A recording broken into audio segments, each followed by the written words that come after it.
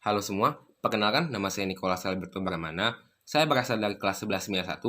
Ya, hari ini saya ingin mempresentasikan sedikit tentang APBN. Nah, dalam suatu negara, perencanaan anggaran sangat diperlukan. Di Indonesia sendiri, anggaran tersebut masuk ke dalam anggaran pendapatan dan belanja negara, APBN. APBN merupakan rencana pengeluaran dan penerimaan negara tahun mendatang yang dihubungkan dengan rencana dan proyek jangka panjang yang disetujui oleh DPR. Berikut penjelasan lebih lanjutnya mengenai APBN. Nah, kita masuk ke fungsi APBN. Ada 3 fungsi utama APBN, yaitu fungsi alokasi, fungsi distribusi, dan fungsi stabilisasi. Yang pertama, fungsi alokasi. Di dalam APBN, semua pendapatan dan pendistribusiannya pasti dijelaskan, bukan? Nah, pendapatan yang paling besar bagi pemerintah berasal dari pajak. Pajak penghasilan dari pajak yang diterima dapat dialokasikan ke berbagai sektor pembangunan. Dengan pedoman APBN, pendapatan yang bersumber dari pajak dapat digunakan untuk membangun sarana umum seperti jalan, jembatan, taman umum, dan pengeluaran lainnya yang bersifat umum. Lalu kita masuk ke fungsi yang kedua, yaitu fungsi distribusi. Ya, pajak yang ditarik dari masyarakat dan masuk menjadi pendapatan APBN tidak selalu harus didistribusikan untuk kepentingan umum, bukan, melainkan dapat pula didistribusikan sebagai bentuk dana subsidi dan dana pensiun. Dan setelah itu kita masuk ke fungsi yang ketiga, yaitu fungsi stabilisasi, yaitu gunanya sebagai pedoman agar pendapatan dan pengeluaran keuangan negara teratur, dengan demikian tidak terjadi inflasi atau deflasi dalam negara tersebut dan terjadinya kestabilan arus uang. Oke, kalian pasti penasaran bukan dengan tujuannya? Nah, kita masuk ke tujuannya. Tujuan penyusunan APBN adalah sebagai pedoman pendapatan dan pembelanjaan negara dalam melaksanakan tugas kenegaraan untuk meningkatkan pertumbuhan ekonomi dan kemakmuran masyarakat. Jadi, inti dari tujuan penyusunan APBN yaitu untuk mensejahterakan masyarakat, bukan? Karena kalau masyarakat susah, maka pemerintah juga akan susah. Iya kan? Lalu kita masuk ke sumber-sumber penerimaan negara. Ya, tanpa penerimaan maka APBN tidak ada gunanya dibentuk. Sumber-sumber penerimaan negara, contohnya 1, penerimaan perpajakan, berarti semua penerimaan yang berbau pajak akan menjadi penerimaan negara.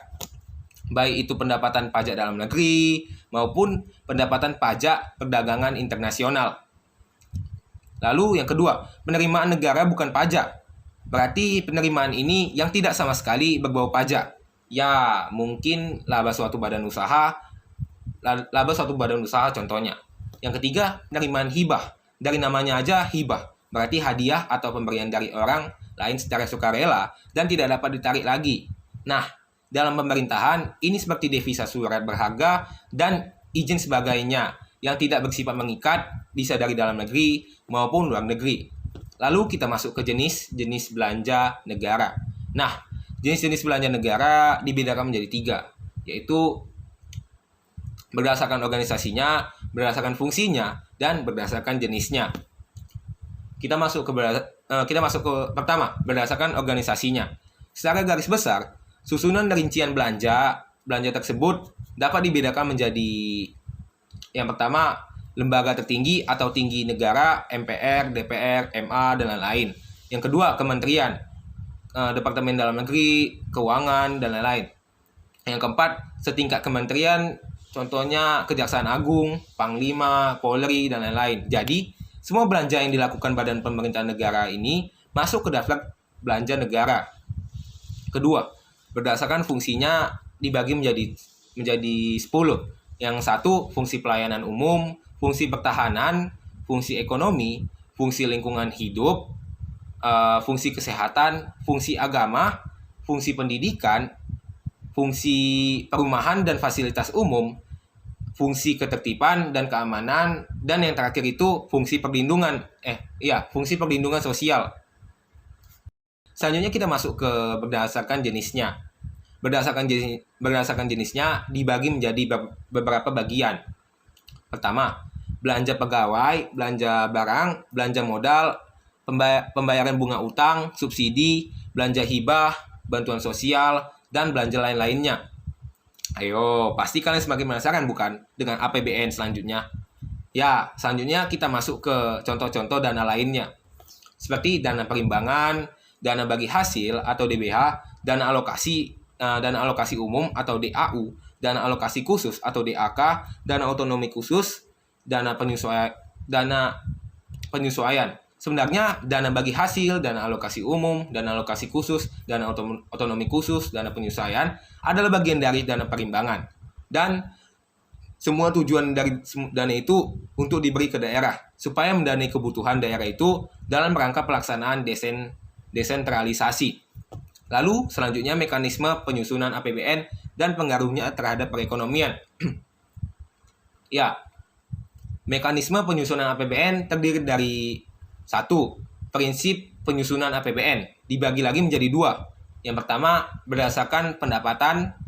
Prinsipnya yaitu yang pertama mengintensifkan penerimaan sektor anggaran dalam jumlah dan ketepatan penyetoran. Yang kedua mengintensifkan penagihan dan pemungutan piutang negara, misal sewa penggunaan barang-barang negara. Yang ketiga mengintensifkan tuntutan ganti rugi yang diderita oleh negara dan denda yang dijanjikan. Kedua, berdasarkan aspek pengeluaran negara. Ya, hemat, tidak boros, efisien, dan berdaya guna, serta sesuai dengan kebutuhan teknis yang ada. Yang kedua, terarah dan terkendali sesuai dengan anggaran dan program kegiatan. Yang ketiga, mengusahakan semaksimal mungkin pembelian produk-produk dalam negeri dengan memperhatikan kemampuan atau potensi yang dimiliki. Lalu, masuk ke asas penyusunan APBN.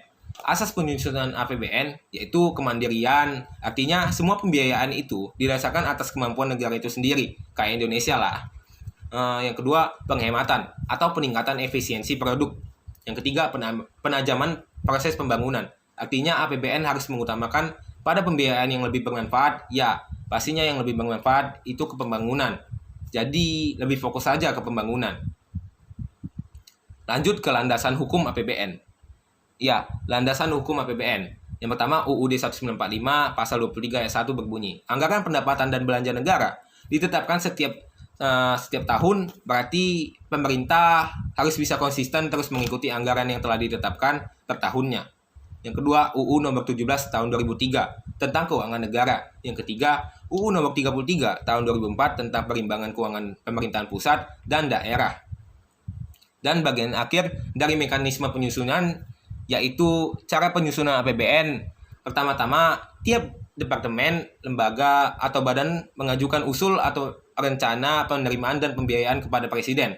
Lalu, usul atau rencana tersebut akan dibahas dan disetujui pemerintah. Lalu, pemerintah mengajukan rencana anggaran pendapatan dan belanja negara atau RAPBN ke DPR. Ya. Lalu, jika disetujui DPR, disahkan menjadi APBN melalui undang-undang. Namun, jika tidak disetujui, maka APBN tahun lalu yang akan dipakai sebagai patokannya. Dan akhirnya kita masuk ke bagian terakhir dari APBN, yaitu pengaruh APBN terhadap perekonomian masyarakat. Ya, ini juga salah satu hal yang penting dalam APBN. Pengaruhnya yaitu, yang pertama, meningkatkan pertumbuhan ekonomi masyarakat. Maksudnya, dapat mengetahui besarnya GNP dari tahun ke tahun. Yang kedua, menciptakan kestabilan keuangan atau moneter negara karena dapat mengatur jumlah uang yang beredar di masyarakat.